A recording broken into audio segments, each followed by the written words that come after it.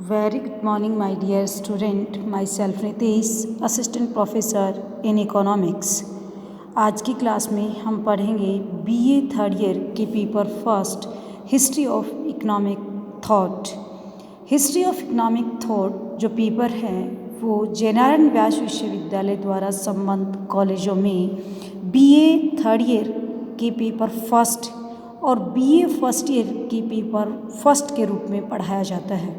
यानी जयनारायण व्यास विश्वविद्यालय से संबद्ध कॉलेजों में हिस्ट्री ऑफ इकोनॉमिक थॉट जो पेपर है वो बीए फर्स्ट ईयर और बीए थर्ड ईयर दोनों में फर्स्ट पेपर के रूप में पढ़ाया जाता है। हिस्ट्री ऑफ इकोनॉमिक थॉट जो पेपर है उसमें आज हमारा टॉपिक रहेगा रिकार्डो का लगान सिद्धांत। यानी हिस्ट्री ऑफ इकोनॉमिक थॉट में हम विभिन्न अर्थशास्त्रियों की आर्थिक विचारों का, अर्थव्यवस्था का किस तरह से विकास हुआ,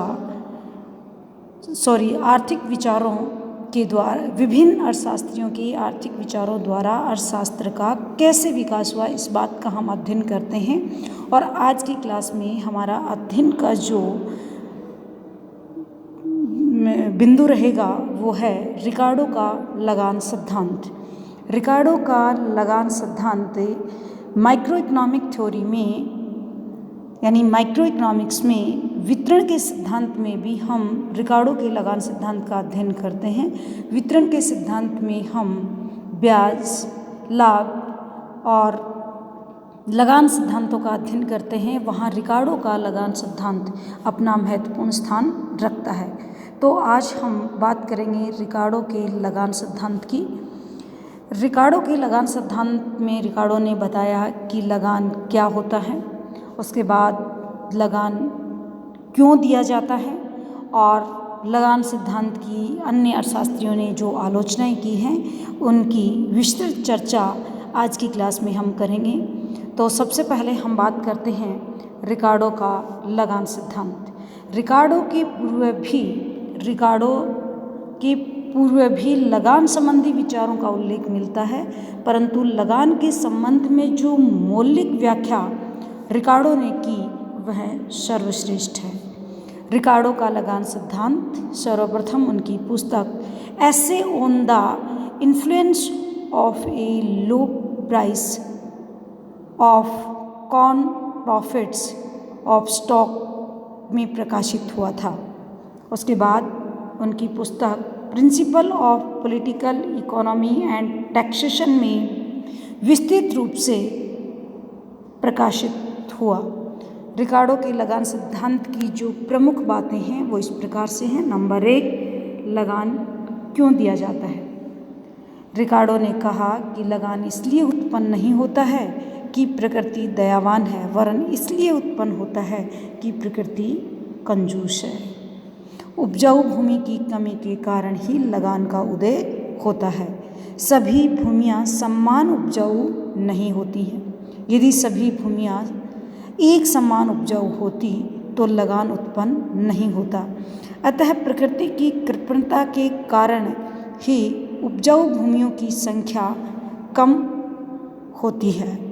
यानी रिकार्डो ये कहना चाहते हैं कि लगान इसलिए नहीं उत्पन्न होता है कि प्रकृति दयावान है, लगान इसलिए उत्पन्न होता है कि प्रकृति कंजूस है। अगर प्रकृति कंजूस नहीं होती तो सभी भूमियाँ समान रूप से उपजाऊ होती। दूसरा, रिकार्डो ने कहा कि लगान की क्या परिभाषा है।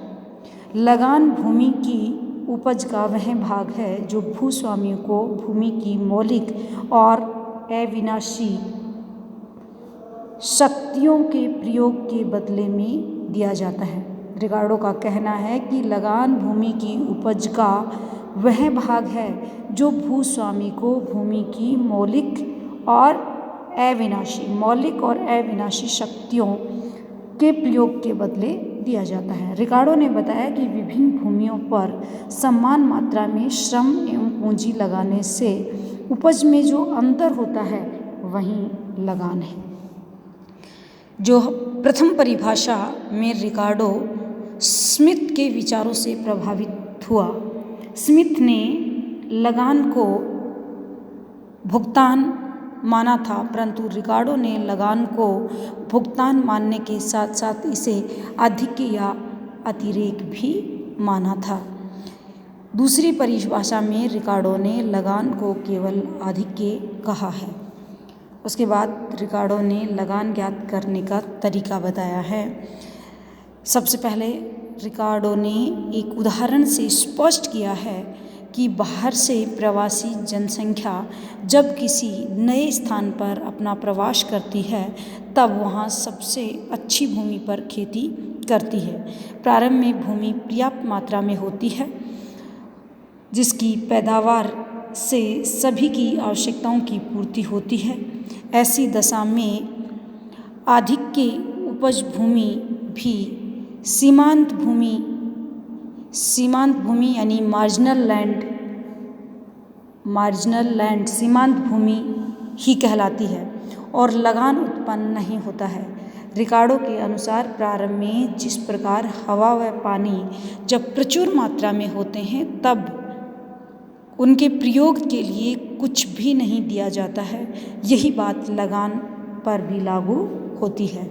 ज्यों ज्यों बाहर से आने वाली जनसंख्या का भार कृषि पर बढ़ता है त्यों त्यों उपजाऊ भूमि कम रह जाती है। अनाज की मांग बढ़ने के कारण लोग कम उपजाऊ भूमि पर भी कृषि करने लगते हैं, यहीं से लगान उत्पन्न होता है।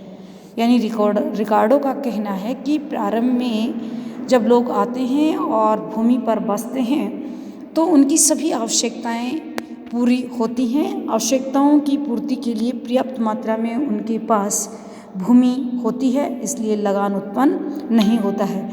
जो जो घटिया भूमि पर कृषि की जाती है त्यों त्यों उत्पादन लागत उपजाऊ भूमि की उत्पादन लागत की तुलना में बढ़ने लगती है। उपजाऊ भूमि पर कम लागत पर भी अधिक अनाज पैदा होता है, जबकि घटिया भूमि पर अधिक व्यय करने पर भी कम अनाज उत्पन्न होता है। उत्पादन लागत के बढ़ने से अनाज का मूल्य भी बढ़ता है, यानी उत्पादन लागत बढ़ेगी तो अनाज का मूल्य भी बढ़ेगा। जो जो अनाज का मूल्य बढ़ता है त्यों त्यों लगान में भी वृद्धि होती है। अतः ये कहना गलत है कि भूमि का लगान ऊंचा है इसलिए अनाज का मूल्य ऊंचा है। सत्य तो यह है कि अनाज के मूल्य में वृद्धि हो जाने से ही भूमि का लगान बढ़ता है। इस प्रकार लगान बढ़ने का कारण उच्च मूल्य है, ना कि उच्च मूल्य के कारण लगान दिया जाता है। अब रिकार्डो ने यह स्पष्ट कर दिया कि लगान भूमि की उदारता का परिणाम नहीं है बल्कि भूमि की कृपणता का फल है। लगान मूल्य से निर्धारित होता है, यह मूल्य को निर्धारित नहीं करता है। लगान है वह मूल्य के द्वारा निर्धारित होता है, जबकि मूल्य से लगान कभी भी निर्धारित नहीं होता है। लगान सिद्धांत की आलोचनाएं। रिकार्डो ने लगान के निर्धारण में भूमि की स्थिति की अपेक्षा की है, जबकि लगान निर्धारण में भूमि की उर्वरा शक्ति तथा उसकी स्थिति दोनों ही महत्व रखती हैं। नंबर 2, खेती का ऐतिहासिक कृषि क्रम गलत था। स्वतंत्र प्रतियोगिता की धारणा गलत है।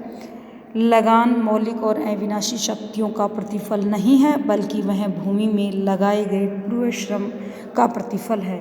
लगानहीन भूमि की मान्यता गलत। लगान का संकुचित दृष्टिकोण रिकार्डो द्वारा दिया गया है। कीमत भी लगान को प्रभावित करता है। Thank you so much. अगली क्लास में हम फिर मिलेंगे किसी नए टॉपिक के साथ में। धन्यवाद।